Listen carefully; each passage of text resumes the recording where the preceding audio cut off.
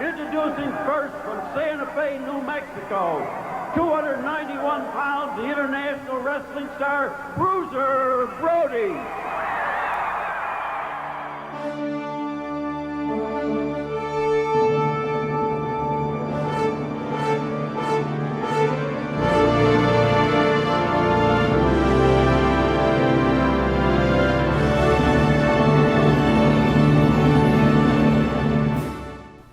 Frank Donald Goodish was born June 6, 1946 in Uniontown, Pennsylvania, but mostly grew up in Warren, Michigan, north of Detroit. A big kid, well over 6 feet tall as a teenager, Frank was the only brother in the family with 3 sisters, who would later remember him as being a charmer with a devilish side. Pro wrestling was not even on the radar in the Goodish home, with Frank's first love being football. Goodish played tight end, defensive tackle, and kicker at Warren High School, where he earned all-state honors in both football and basketball. His football skills were good enough to earn a scholarship to Iowa State, and while Frank was a good student, his rebellious nature and need to do things his own way led to disciplinary problems.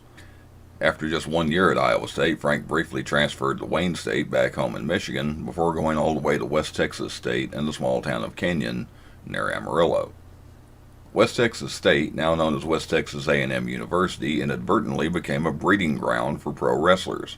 Not only did Goodish play in Canyon, but his teammates included Stan Hansen and Terry Funk.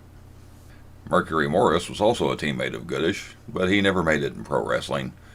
He had to settle for winning a Super Bowl with the Miami Dolphins. Terry Funk was also Frank's introduction to pro wrestling. Terry's father, Dory Funk Sr., ran a promotion based in Amarillo, while Terry and Dory Jr. wrestled in the territory. Frank started attending matches and could see some of the same things he loved about football in pro wrestling. The physicality, the camaraderie among the wrestlers and the fans, as well as the attention it brought making the wrestlers local celebrities. While wrestling finally caught Bruiser Brody's attention, Frank Goodish wasn't done with football just yet. Disciplinary problems again reared their ugly head for Frank. Among other things, Goodish somewhat famously cut down a cherry tree on the school grounds and was expelled from West Texas State after 2 years.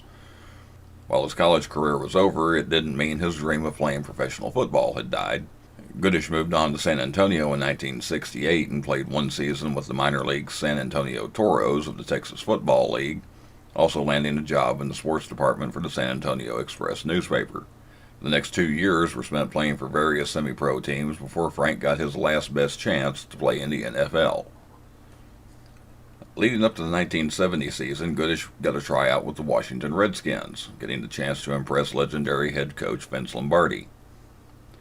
It was while working with Lombardi that Goodish realized some of the mistakes he had made in his younger years.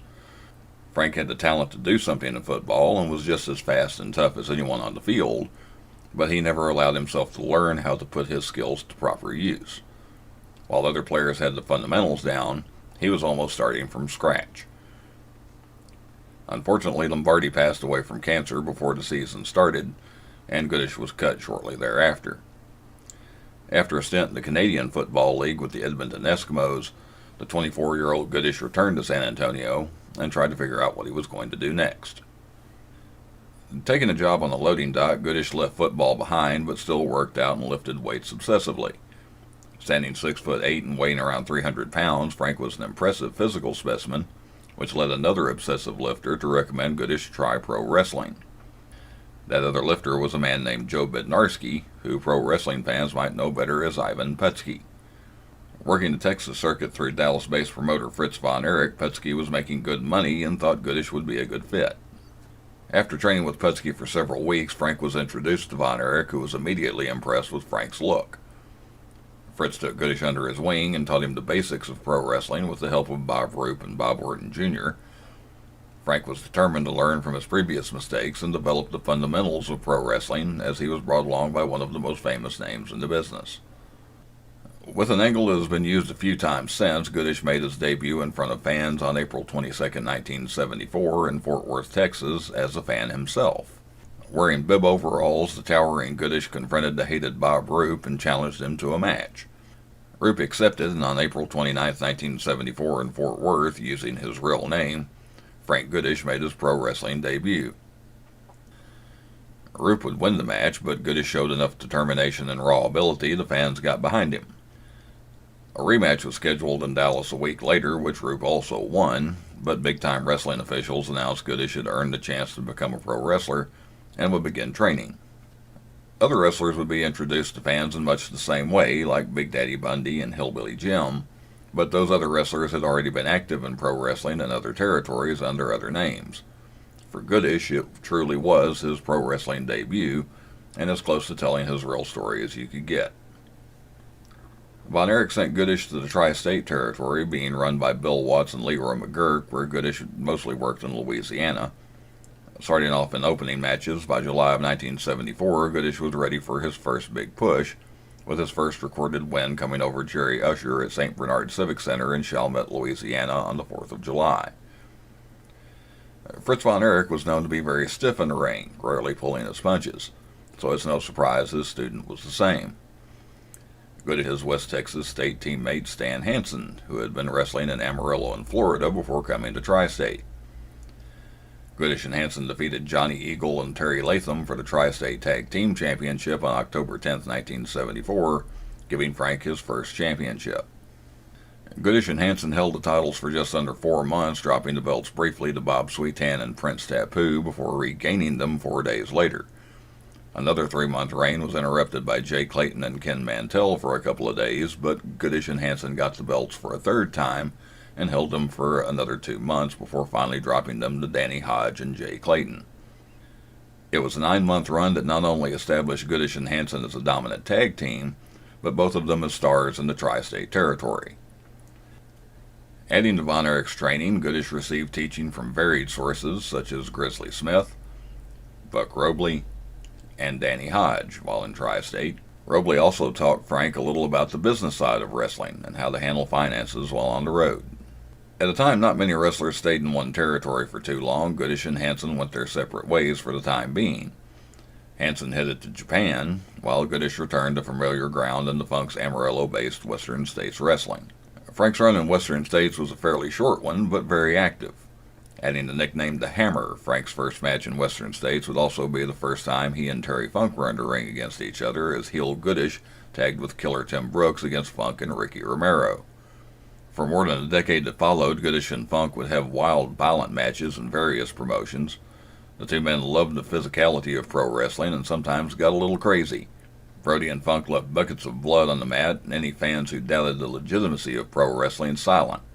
That first match at Judging Arena in El Paso on October 6, 1975 was a simple preview of what was to come, with the match ending in a double disqualification. Goodish rose quickly up the ranks in Western States. In his first 11 days in the territory, he was already a part of a return match tagging with Brooks against Funk and Romero with a steel fence around the ring, which Funk and Romero won. And on October 17, 1975, Goodish won his first singles title. Frank defeated Ray Candy for the Western States Championship at the Fair Park Coliseum in Lubbock, starting a reign that would last 2 months. After losing the Western States title to Scott Casey, Goodish went to Florida to work under legendary promoter Eddie Graham. Working with Fritz Von Erich, Bill Watts, and the Funk Brothers emphasized the physical side of pro wrestling, where working stiff was the norm. In Florida, a more athletic approach was expected, and despite his size, Goodish was impressing fans and fellow wrestlers alike with his agility and athleticism. That would only improve working with wrestlers like Jack and Jerry Briscoe and Billy Robinson. Shortly after arriving in Florida, Frank defeated Rocky Johnson for the Florida Heavyweight Championship. Though his title reign would only last 27 days before he dropped the belt to Thunderbolt Patterson, it gave Goodish more TV time and a chance to hone his promo skills, which were already impressing wrestlers and fans alike. Goodish was impressive enough during his 6-month Florida run, he caught the eye of Vince McMahon Sr. and the Worldwide Wrestling Federation. Graham and McMahon Sr. had a good relationship and would often trade talent back and forth. McMahon wanted Goodish as the unstoppable monster to challenge WWF champion Bruno Sammartino, who was almost 4 years into his second title reign at the time. With Graham's blessing, Goodish made his way to New York, and what would end up being some of the key touches to define the rest of his career, as well as the beginning of a real conflict that would have a sad ending. McMahon had Goodish pose for a picture standing next to a giant movie poster of the original King Kong, showing the beast climbing the Empire State Building. The picture caught the eye of several people in the wrestling world, including Gary Hart, who was working as a manager and booker in Texas.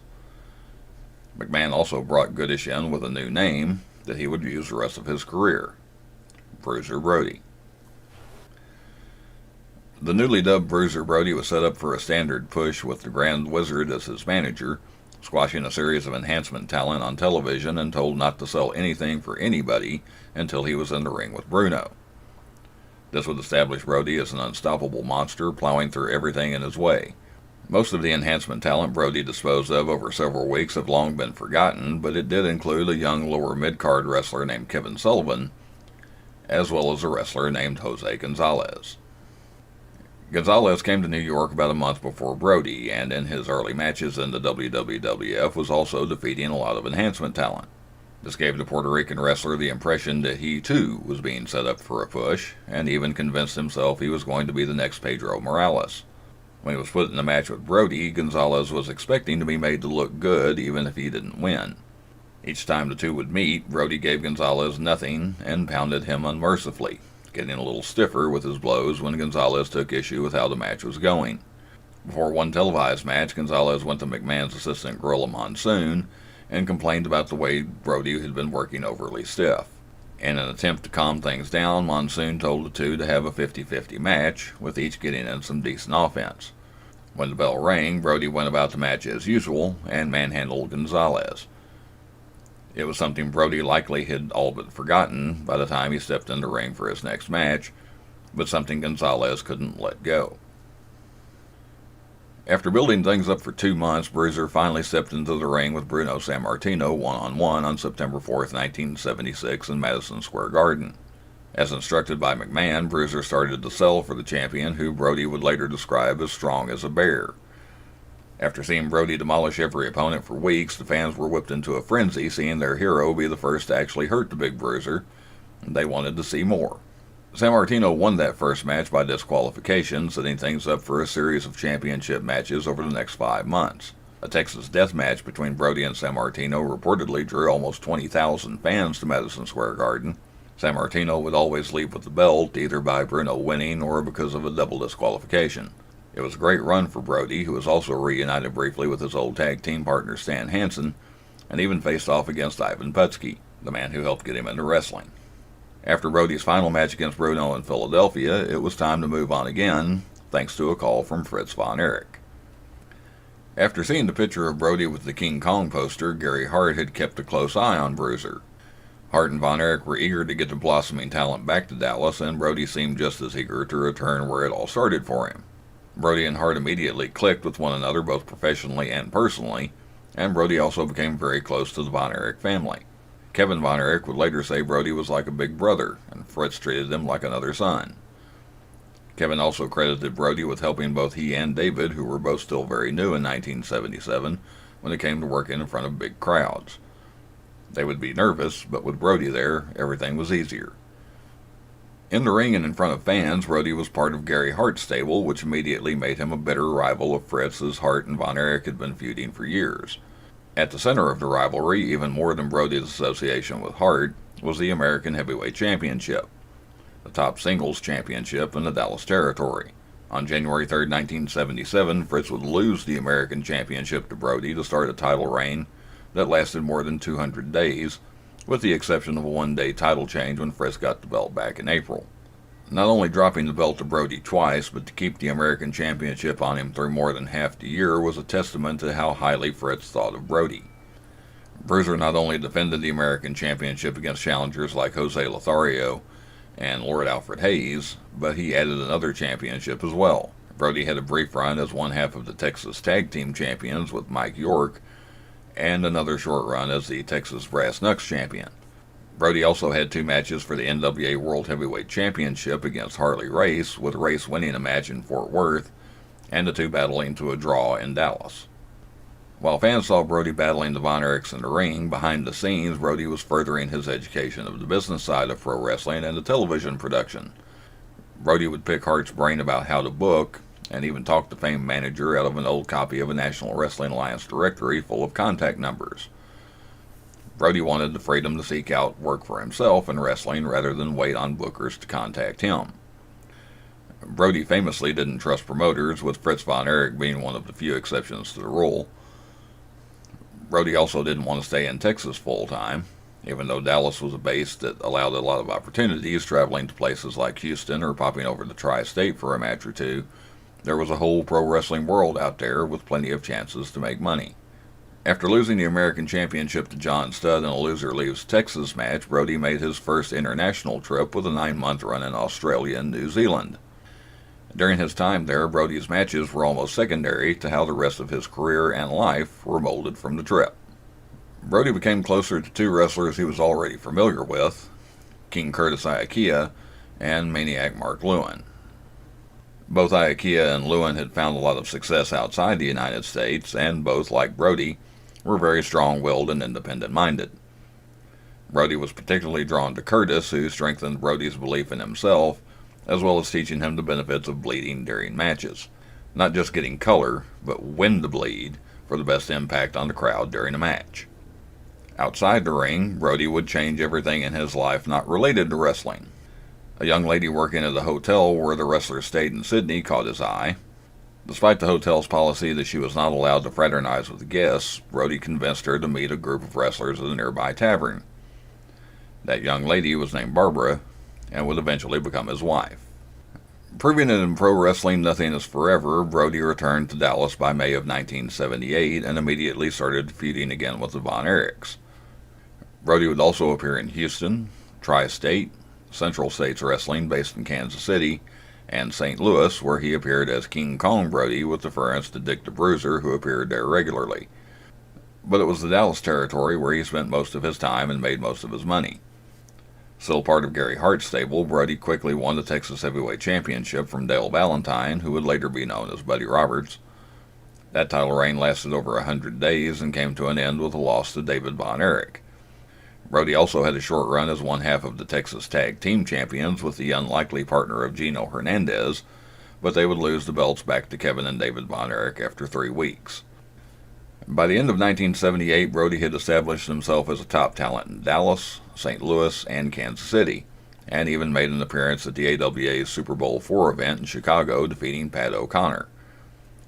More than that, Brody was one of the hottest commodities in all of pro wrestling. There was one last area to conquer to place the final pieces to build the Bruiser Brody most people remember today, and that was on the other side of the planet. With help getting in from Dory Funk Jr. and Terry Funk, Bruiser Brody made his first appearance in All Japan Pro Wrestling on January 2, 1979, at the New Year Giant Series in Tokyo. Brody defeated Masao Ito and Motoshi Okuma in a 2-on-1 handicap match, and later participated in a battle royal won by the Destroyer. Just like he had done for Bruno Sammartino in the Worldwide Wrestling Federation and for Fritz Von Erich in Dallas, Brody came off as the unstoppable monster. He didn't sell anything for anybody until he was in the ring with Japan's top stars like Jumbo Tsuruta and Giant Baba. Japanese fans were in awe of Brody, and the wilder he got, the more the Japanese fans reacted. Despite his first run in Japan only being about a month long, it was such a success American promoters were clamoring to get him in their territory. Brody did return to America and familiar ground in Dallas, but in a somewhat unfamiliar role with fans. Gary Hart turned on Brody, having Maniac Mark Lewin attack Bruiser with a ring bell hammer. When Brody returned, he was hearing cheers from the fans, who wanted to see him get his revenge on the hated Hart. Brody defeated Lewin in a lumberjack match at the Sportatorium, but that was just a taste of what was to come. Brody would go after all the men in Hart's stable, battling the Spoiler and Gino Hernandez, all while building his newfound popularity with fans. In what would have been an unheard-of partnership just a few months earlier, Brody even tagged with the beloved Andre the Giant in a 2-on-3 handicap match against Lewin, the Spoiler, and Hart in Fort Worth. Even with all this, in Dallas, a wrestler was not solidified as a babyface until they were publicly embraced by the Von Erichs. Finally, on July 1, 1979, Brody tagged with Fritz at the Sportatorium against Lewin and the Spoiler. The two men who had fought so hard against each other over the American Heavyweight Championship being on the same side of the ring was an odd sight for fans, but if Fritz trusted Brody enough to be his partner, the fans trusted him enough for them to fully embrace him. Brody went on to win the Texas Tag Team Championship with Kerry Von Erich. They would have 2 reigns through the latter half of 1979, further strengthening Bruiser's ties to the Von Erichs in Dallas. While things were going well in Texas, Brody continued to make regular appearances in other territories and organizations. This included the small Indianapolis-based World Wrestling Association, where he would win the WWA World Championship from Dick the Bruiser on August 4, 1979. Bruiser's title reign lasted 301 days, an impressive number considering Dick the Bruiser also owned the WWA and didn't exactly see eye to eye with Brody on things like money. A prime example of how Brody dealt with promoters he felt didn't pay him fairly, Bruiser didn't hesitate to confront Dick when he felt he was shorted after a match. The confrontation turned physical, with Brody easily getting the upper hand on the veteran wrestler 17 years his elder. A few days later, Dick crossed paths with Brody outside the locker room and handed him a check. Brody thanked him, and the two went about their business. That scenario, or something like it, repeated itself many times between Brody and various promoters. It was rarely enough for them not to bring Brody back for more simply because of the fact that Bruiser Brody on the card meant money at the gate. Through the early 80s, Brody continued to establish himself as one of the top stars in wrestling.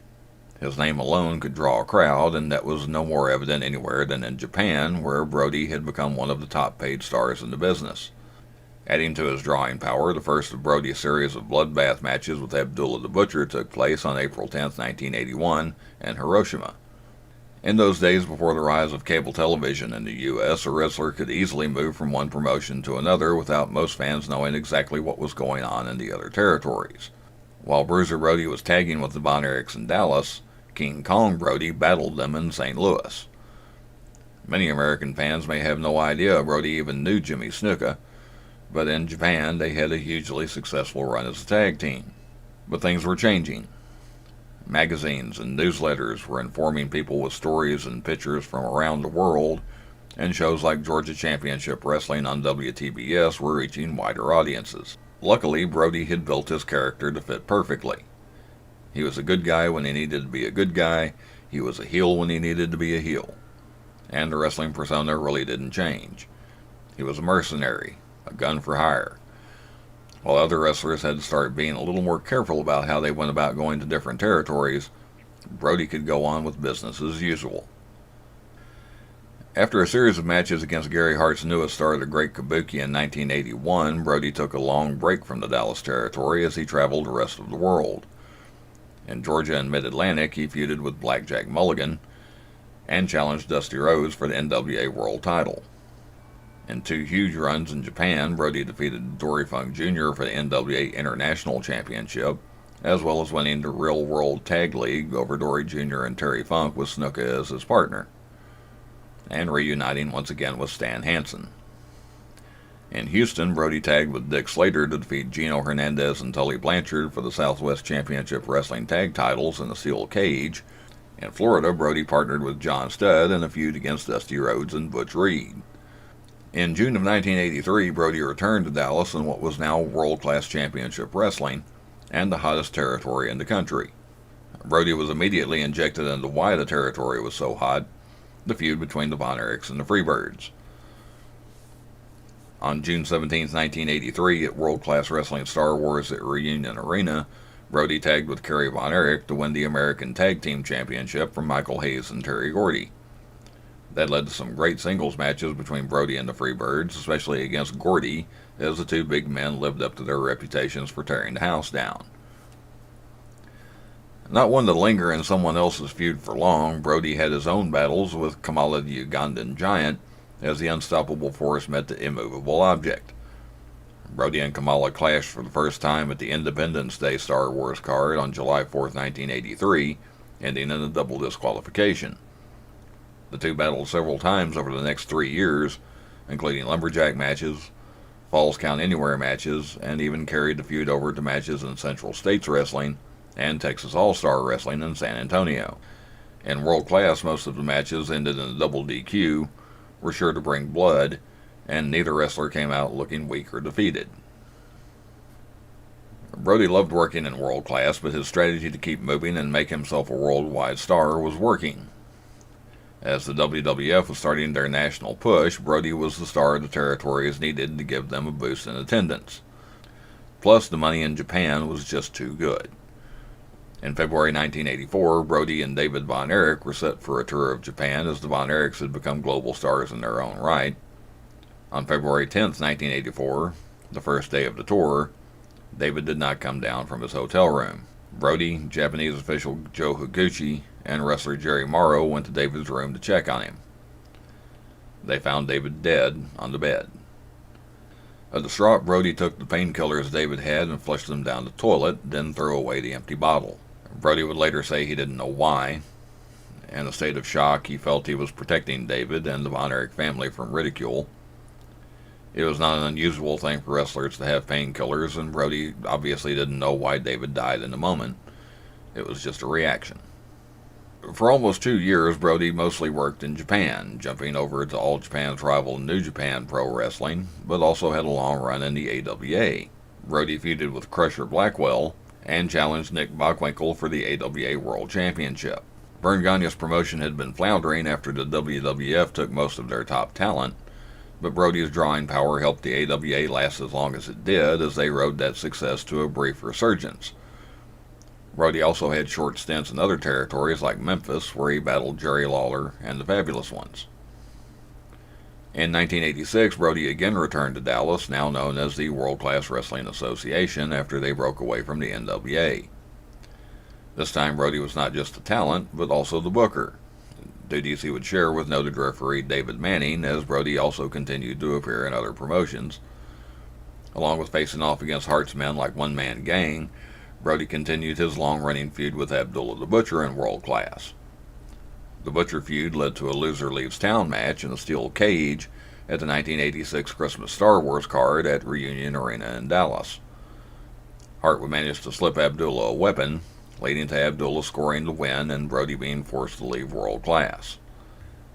Brody spent most of the next month in Florida, which included the infamous steel cage match against Lex Luger when Luger suddenly climbed out of the ring. In January 1987, a masked wrestler calling himself Red River Jack popped up in World Class, where Brody was not allowed to wrestle thanks to the loss to Abdullah the Butcher. Of course, Red River Jack was Bruiser Brody, which everyone knew. An angle that had been used several times in several territories, World Class officials couldn't prove it was Bruiser Brody, despite protests from Gary Hart. Brody even appeared with Red River Jack at one point to prove Hart's claims were wrong.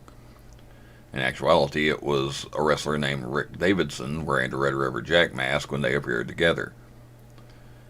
It was a fun new twist to a rivalry that spent most of its time in a bloodbath. Eventually, Brody would be reinstated, but still appeared as both himself and Red River Jack. In November of 1987, Brody began another lucrative run in Japan, returning to All Japan Pro Wrestling. Perhaps this temporary defection to their rival promotion caused some friction between Brody and All Japan's Giant Baba and Jumbo Tsuruta, as tensions seemed to be higher than usual. Brody took a short break from Japan and made the faithful decision to try working in Puerto Rico for Carlos Colon's World Wrestling Council. Brody immediately started butting heads with a booker named Jose Gonzalez. Brody had worked Puerto Rico before, drawing huge crowds as he partnered with Stan Hansen against Abdullah the Butcher and Carlos Colon in 1984. The first match between the tag teams drew almost 28,000 fans to Roberto Clemente Stadium in San Juan, with the other two bringing in around 20,000 each. Those would be impressive gates anywhere in 1984, but in a small place like Puerto Rico, they were almost mythical numbers. While the promoters in Puerto Rico were known to be difficult to work with, one of the reasons Hansen stopped going, the potential to make big money was still a draw for Brody. Gonzalez was not only the booker, but also worked the main event as Invader number 1. It's unclear if Brody even remembered working with him years earlier in the WWF, but Gonzalez's arrogance and his position of power quickly annoyed Brody, and, like he would have done with any other authority figure, he let Gonzalez know as much and more. Things were pushed to the point Brody would belittle Gonzalez in front of the other wrestlers, often screaming at him over a planned finish. Brody would then double-cross him and change the finish in the ring. It's the same thing Brody likely did several other times with several bookers he didn't get along with over the years, but it was tolerated to a point because they knew Brody drew money. Gonzalez ultimately couldn't tolerate it. On March 26, 1988, Brody began his last run in Japan, winning the International Heavyweight Championship from Jumbo Tsuruta on March 27th and dropping that title back to Tsuruta on April 19th. It was the last championship Bruiser Brody ever won. After his run in Japan was over, Brody made his last appearance in world class at the 5th and final Memorial Parade of Champions held at Texas Stadium on May 5, 1988. Brody tagged with Kevin Von Erich to defeat Buddy Roberts and Solomon Grundy in a 6-minute match. Brody took some time off after the Parade of Champions to be with his wife, who was pregnant with their second child. Unfortunately, that ended in a miscarriage. Brody, still dealing with the loss, headed to commitments in Puerto Rico less than a week later. Brody's final 2 matches were a double disqualification against Abdullah the Butcher on July 13, 1988, and a loss in a tag team match with Carlos Colon against Abdullah the Butcher and Dan Spivey on July 15th in Ponce, Puerto Rico. Despite previous problems with pay, Brody was said to be calm and confident going into Puerto Rico on this trip, feeling those questionable payoffs were a thing of the past. Brody and Gonzalez rode together to at least one of the cards and were at the same party the night before Brody's final match. It seemed when wrestling and money weren't the topic of discussion, there was little to no tension between the two. On July 16, 1988, at an outdoor show in a baseball stadium in Bayamon, Puerto Rico, Brody was in the dressing room talking to Tony Atlas about doing a painting of his son.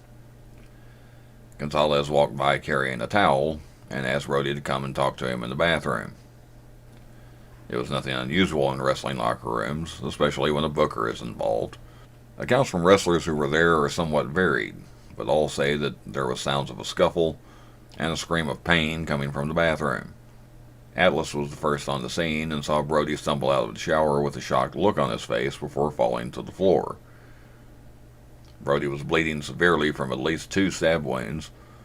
Some people who were there say they saw the blood bubbling, which is a sign that a lung had been pierced. For various reasons, including the large crowd, it took the ambulance almost 30 minutes to get to the stadium. Tony Atlas helped get Brody into the ambulance and rode with him to the local hospital El Centro Medico. Again, there are varying accounts as to what happened from there, but they all led to the same shocking conclusion. At 5:40 a.m. on July 17, 1988, Bruiser Brody was pronounced dead. A trial was held and Gonzalez was originally charged with first-degree murder, which was later strangely dropped to voluntary manslaughter. None of the American wrestlers who were there were given notification of when to appear as witnesses for the prosecution in time to get to the trial, with Dutch Mantell saying he received a letter the day after the trial was over. Gonzalez claimed self-defense, and the jury returned with a verdict of not guilty. The aftermath in the wrestling world was many American-based wrestlers refusing to return to Puerto Rico. Brody's friend Bobby Jaggers, who was on the July 16th card, was so disillusioned by what happened he retired from professional wrestling. Gonzalez continued to work for Colon, who actually testified on Gonzalez's behalf in the trial. Professional wrestling lost Bruiser Brody, but the wife and son lost Frank Goodish. Both were left to wonder what might have been in the years to come. In the world of wrestling, it's open to debate what Brody might have done in the 1990s, but it's clear he left a legacy that has lasted into the 21st century. Brody may be as popular now as he was at the height of his career, being remembered as something of a charmer with a devilish side. Hey, it's Friday, who is on the shoulder of Kamala. Brody swinging the chair like a wild man. It's not too safe to be around this ring. I'm ready to move onto the table if necessary. If I were David Manning, I'd get out of the way. All the other wrestlers have just left Brody alone in the ring.